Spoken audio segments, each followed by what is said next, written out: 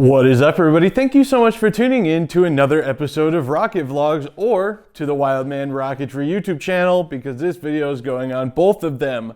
My name is Braden Carlson, and if there's one thing people who watch my channel know about me, it's that my favorite rocket is the Wildman Punisher. The 3-inch Punisher always had this beautiful allure to me because it was small enough to take on checked baggage. You could fly it on like high impulse eyes all the way up to L motors.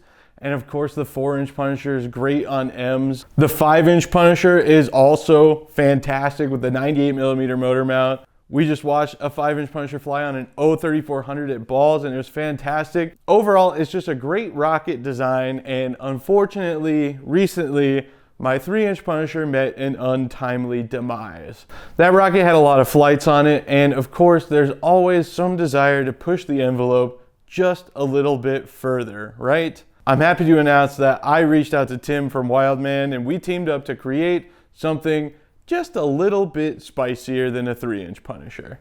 And that is this, the Wildman 2.6-inch Punisher Rocket Vlogs Edition.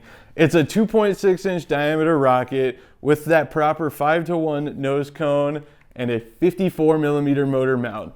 All said and done with recovery electronics and everything, it only weighs about 3 pounds, and yes, the 54-2800 case fits in here, so that means it can fly on anything from H to L. Better still is the fact that Wildman is offering this rocket as a complete package, including parachute, shock cord, an aeropack retainer, rail buttons, quick links, eye bolts, and even a tube of West 610 epoxy, so you have pretty much everything you need to build and fly this rocket. Now, we're going to do a build video on this, but if that already sounds good to you and you're already sold, I like your style, and you can go to wildmanrocketry.com right now and purchase one of these, but you know I gotta sweeten the deal for you a little bit. See that price tag on the Wildman website? We're gonna wipe that away. If you use the discount code ROCKETVLOGS, you can get this whole package, the entire recovery package with epoxy and everything, for $250. Now, if you prefer to set up your own recovery and everything like that, you can buy it as a bare bones fiberglass kit, just like the rest of the Wildman fleet as well. I'm super excited. This thing is so light that putting an L motor in it sounds absolutely bonkers, and I truly hope that somebody does it relatively soon.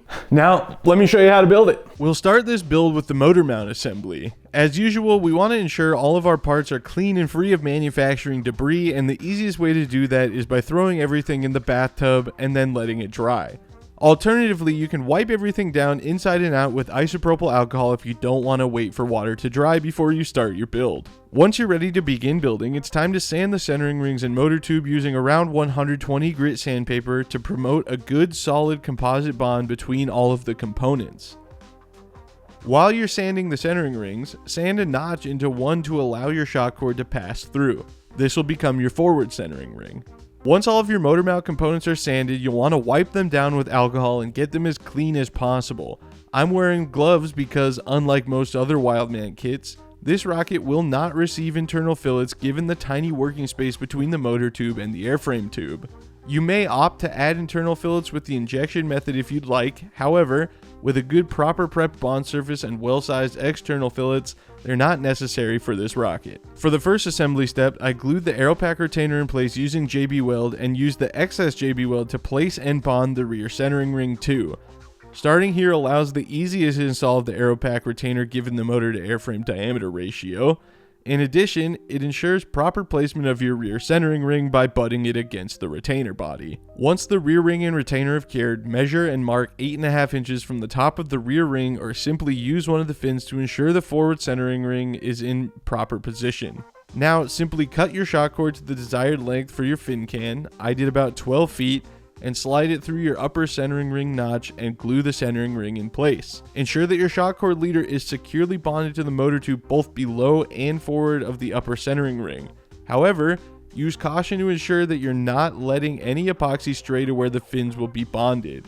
Use isopropyl or denatured alcohol to clean up any rogue epoxy before it cures. Once the motor tube assembly is completely cured, ensure the motor tube between the centering rings is free of epoxy or debris and clean it once more with alcohol before it goes in the rocket to ensure a proper and strong bond of the fin roots to the motor tube. Sand any debris away if needed, then sand the inside of the airframe tube to prepare it for bonding the motor tube assembly and clean it with alcohol as well. Once it's clean and ready for bonding, apply a bead of epoxy around the inside of the tube at the base where the rear ring will be seated and forward of the fin slots where the forward ring will be seated. Insert the motor mount assembly with a bit of rotation to ensure all bonding surfaces are sufficiently coated with epoxy. However, take caution not to block any of the fin slots with your Kevlar shock cord leader.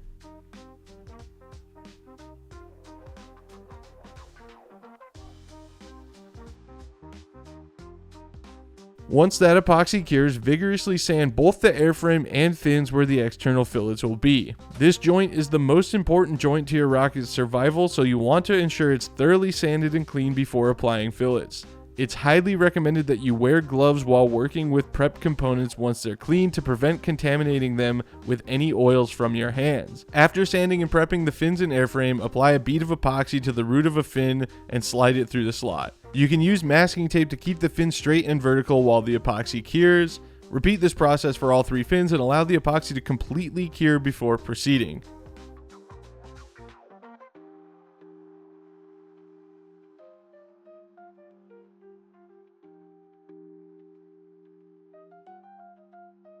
Next up, we're going to prep the rocket for external fillets.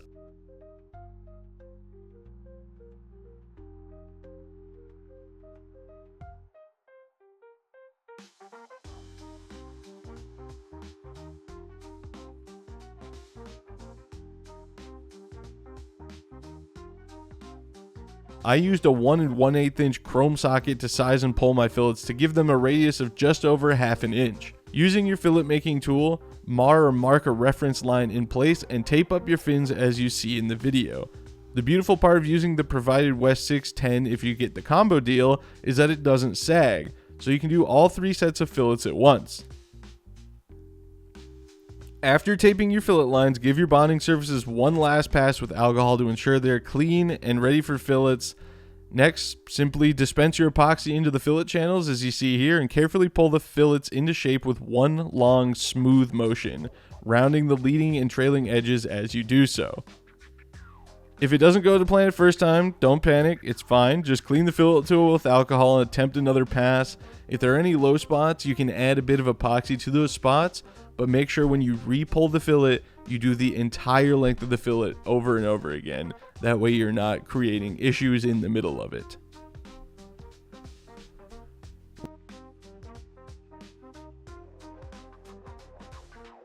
Once the fillets are to your desired shape, remove the masking tape and allow them to cure. If you want to finalize shapes before the epoxy cures completely, wait for the epoxy to begin solidifying and very, very carefully use a gloved finger dipped in alcohol to manipulate the shape of your fillet.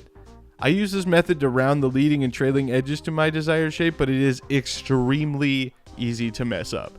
So if you're not convinced you're gentle enough to pull this off, if you're bad at operation, you might want to skip it and make final adjustments with sanding and body filler.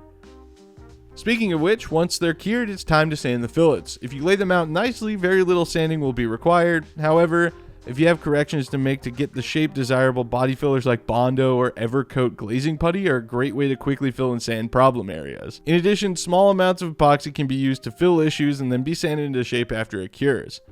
You can take as much time on this step as you'd like. How perfect your fillets need to turn out is solely up to your discretion. I will warn you though, it can be quite obsessive. To prepare for shear pin and rail button drilling, place one of the electronics bay lids onto the end of the nose cone shoulder coupler and slide that assembly into your nose cone, marking where the coupler stops. This will be where you glue the rocket's vent band, so you want to ensure it's in the nose cone as far as it's going to go and that it's seated nicely and will actually come back out. Just as before, sand and prep both bonding surfaces, clean them, and epoxy your vent band in place on the coupler. Use a straight edge to draw a line up from the tip of each of the fins. These lines will mark where your shear pin holes get drilled. Then draw a line up the entire length of the airframe tube centered between 2 fins for your rail button placement. Next, we're going to drill some shear pin holes. I like to offset one shear pin by about ½ an inch to key the rocket's alignment both on the fin can and the nose cone, but that's up to you. Drill one hole at a time and insert a shear pin before moving on to the next one to ensure you don't misalign any of the holes as you go. Using the lines on the airframe, mark and drill 3 aligned 1/8 inch vent holes for your electronics bay while you're at it. Now on to rail buttons. When you're drilling the rear rail button hole, ensure you're drilling the hole forward of the rear centering ring and aero pack retainer. You don't want to drill through your retainer. Drill the hole undersized compared to the screw diameter to ensure it properly grabs the fiberglass as you're inserting it, but be very careful not to drill through the motor tube. The screws for the rail buttons are much longer than the space between the airframe and motor tube, so you'll need to cut the screws down. You're going to repeat the process for the forward rail button and ensure they are properly aligned. If you misalign them, don't panic. You can fill the hole with epoxy, sand it smooth, and try another hole. It happens sometimes. But for the forward screw, it's a good idea to insert a piece of aluminum tape over the screw's interior protrusion so that it does not hang up on or damage your Kevlar shock cord. While you have the drill out, drill a 1/8 inch vent hole in the airframe and in the nose cone as well for pressure equalization as the rocket ascends. You don't want to create a vacuum in there.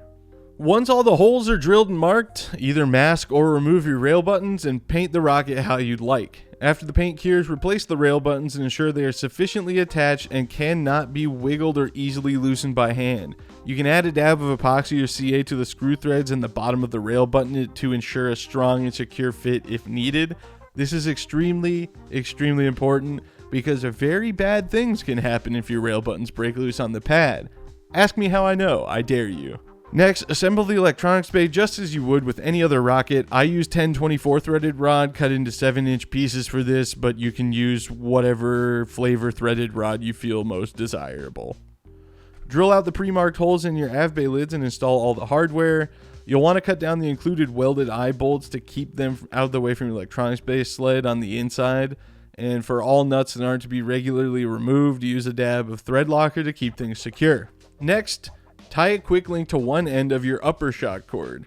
I use a cinch knot, then back wrap the tail with electrical tape as an added measure of security, but again, whatever knot floats your boat. Then on the other end, repeat the process with the welded eye bolt that goes to the aluminum nose tip. Slide the eye bolt down in the nose cone, drop a bit of thread locker into the aluminum nose tip, and then tighten the nose tip onto the nose cone. You might need to use like a long screwdriver to hold the eye bolt in place, but make sure you get it as tight as you can. Also, don't panic about the nose tip in the video being white. I painted it. Tie another quick link to the end of your drogue side shock cord and attach it to the bottom eye bolt on your electronics bay. You'll do the same for the main shock cord, but first let's have a little chat about Wildman head-end dual deploy. Wildman always recommends attaching the parachute directly to the top of your electronics bay for a reliable and repeatable head-end dual deployment. As you can see here, the parachute has its own quick link and is entirely separate of the upper shock cord. You can attach the parachute elsewhere on the shock cord if you'd like, but your results may vary. The parachute directly to the electronics bay eye bolt on top is the official Wildman way when it comes to head-end deployment. And that's it. That's your Wildman 2.6-inch Punisher Rocket Vlogs edition. Never gonna get tired of saying that. I'm so excited for this thing. I've wanted to do a 2.6-inch Punisher with a 54 for a long time. So the fact that it's not just going to be something for me, but something that all of you can order is awesome. And again, if you want to get one of these kits with all the recovery stuff, the retainer, hardware, quick links, rail buttons, and a tube of West 610 epoxy for just $250, use the discount code ROCKETVLOGS, all one word, at wildmanrocketry.com. The link will be in the description. My name is Braden Carlson. Thank you so much for tuning into another Rocket Vlogs and or Wildman video. I think that pretty much covers it all. So if you want a 2.6-inch Punisher, don't wait. Go get one from wildmanrocketry.com right now. And I'll see you at the launch site. Bring a big K or an L motor. It'll be a good time.